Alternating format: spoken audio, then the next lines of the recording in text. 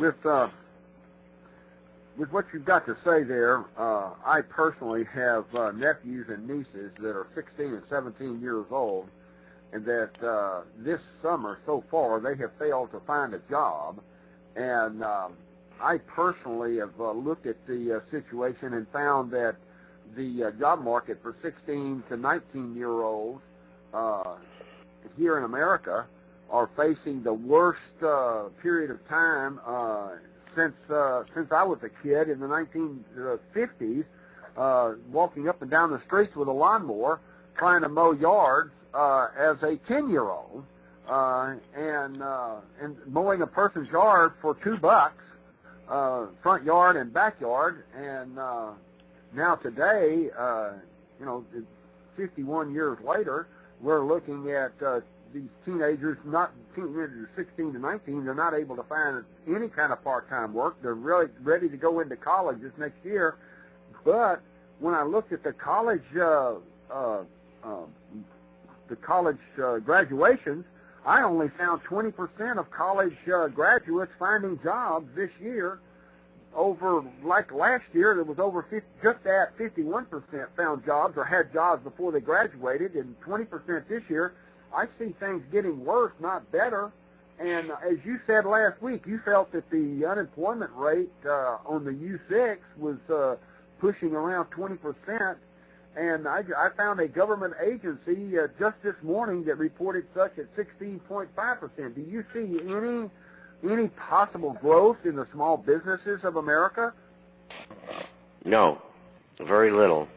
And that's one of the reasons is they can't borrow money. Their lines of credit are being cut off, and the banks are doing that to keep the money on the balance sheet so that they'll supposedly stay solvent. And there's a lot more to that than meets the eye. But the major banks are all broke, and most of the brokerage houses as well. But getting back to that unemployment figure, that U6 figure at 16.5%. is even misleading unto itself. It includes people who are in the short-term group at 9.5%. It also includes people who are part-time. Now, the average work week is 33 hours, not 40. So there's lots and lots of people who have part-time jobs, working between 20 and 40 hours a week, we'll say an average of 30. On top of that, you have the people who are no longer collecting state unemployment, and you have what they call discouraged workers, people who just can't find anything.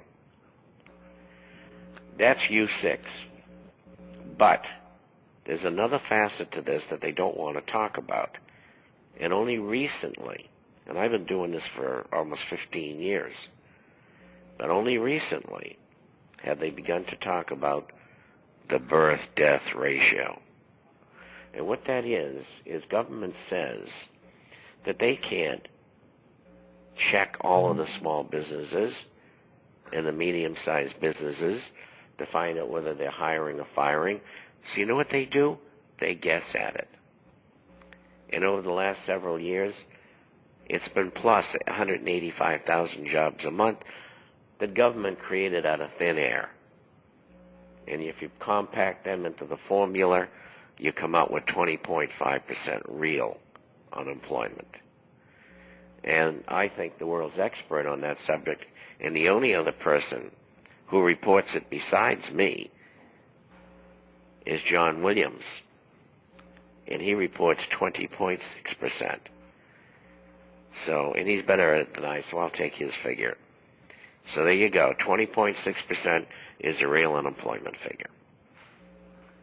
Well, one of the things that I discovered overnight in doing some research was that there are over 38 million Americans that are employed but unemployed. These are consultants, these are contractors, real estate brokers, attorneys that work for themselves. They're working, but they're not making any money, so to speak. And with that 38 million, if you take that 38 million, put it over on the side, there are 51 million Americans collecting Social Security benefits.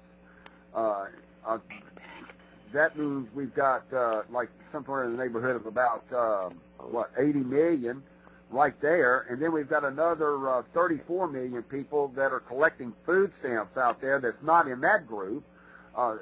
Mr. Chapman, these figures to me, I didn't live in the Great Depression. I haven't lived in any major depression that I thought was a depression in the past, but these figures, to me, they are frightening to see if this isn't anywhere close to the bottom floor.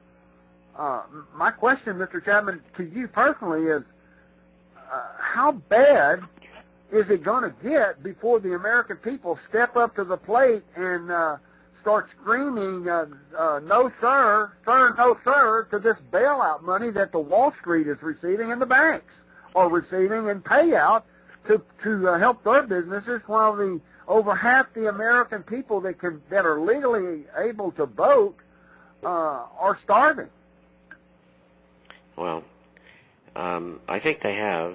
I think a lot of people are contacting their representatives and their senators, and I think this is reflected here recently in H.R. 1207, Ron Paul's bill to investigate the Federal Reserve.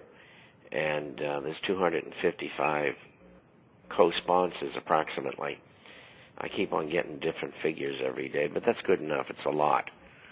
Out of 535, that's a master stroke. And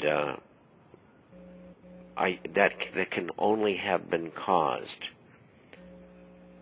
that opinion, by the House members, by constituents and others who are not constituents, contacting their office saying, this crap has got to come to an end.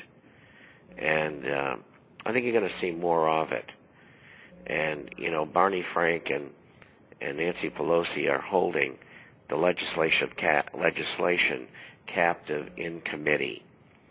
And they should be written to and told, we know what you're doing. You're working for the bankers. And we want it stopped. We want the bill brought on the floor. But the point is, to answer your question, there is a realization. They are complaining. And the howling is going to get louder and louder over the next 3 years or so, because the situation, even with stimulus, is going to continue to deteriorate. You can't function as a society without producing anything. In America, used to, in 1980, produce 28% of the things that they use. Now it's about 9%. We've allowed free trade and globalization to destroy our country. That's free trade, globalization, offshoring, and outsourcing. And we've got to put tariffs up to stop it. And incidentally, all the money that's charged for tariffs goes into the federal treasury to offset that horrendous debt we've got. This year it's going to be between $2 and $2.5 trillion deficit. An incredible amount of money. It's never been close to that before. I think the highest year was $458 billion. And so, yes, they are starting, but they've got to do an awful lot more. Otherwise, this thing's going to go into the streets. Well, I can believe that. Betty in Southern California comes in and she says, Mr. Chapman, do you think there will be another massive stimulus package for job creation? And what kind of job creation are they going to do? Well, first of all, I predicted in January that there would be a second one, and it would start to be discussed during the summer and fall of this year.